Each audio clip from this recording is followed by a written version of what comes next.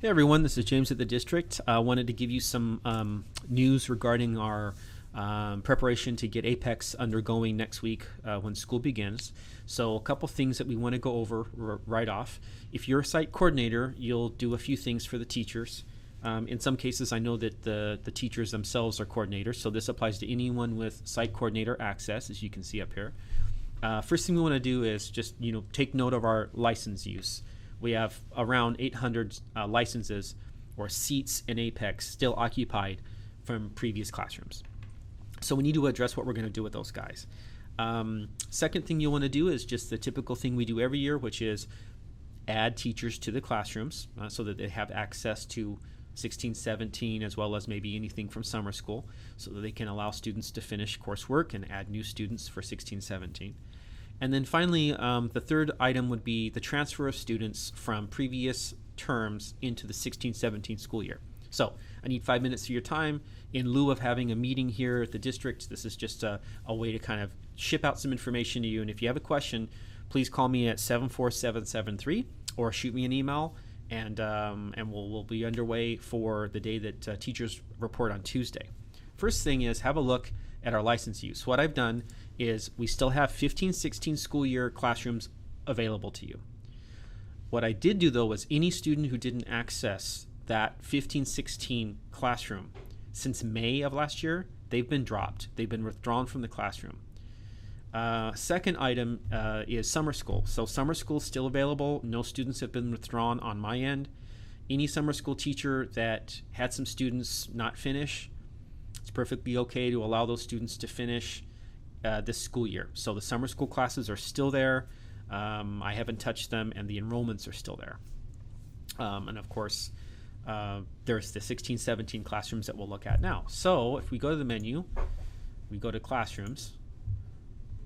It's a little busy.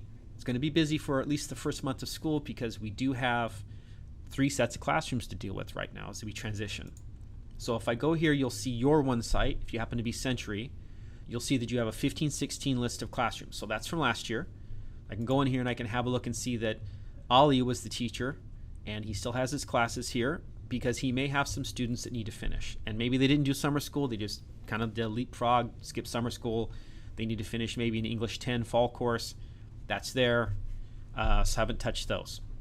But as students vacate those classrooms and as they complete them, go ahead and feel free to archive those. And so you can just edit that classroom.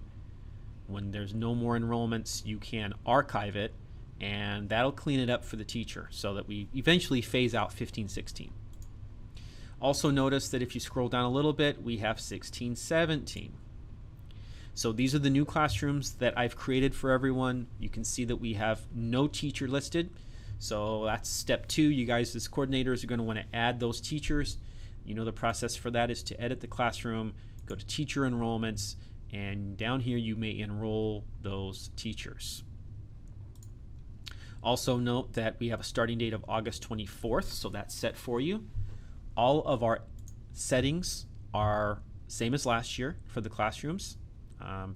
70% mastery, 2 attempts at taking a quiz, and the prescriptive courses, students need 80% in order to get credit for any units before they begin a unit in the classroom.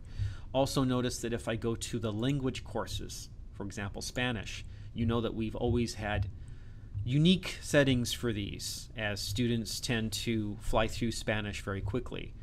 If this loads, you'll notice that our mastery base is set at 0 and students have 1 opportunity to take a quiz and pass and then move on to the next lesson. So there we are. Those are set for you. You don't have to do that either. Then you're going to notice, of course, that we have some summer school down here.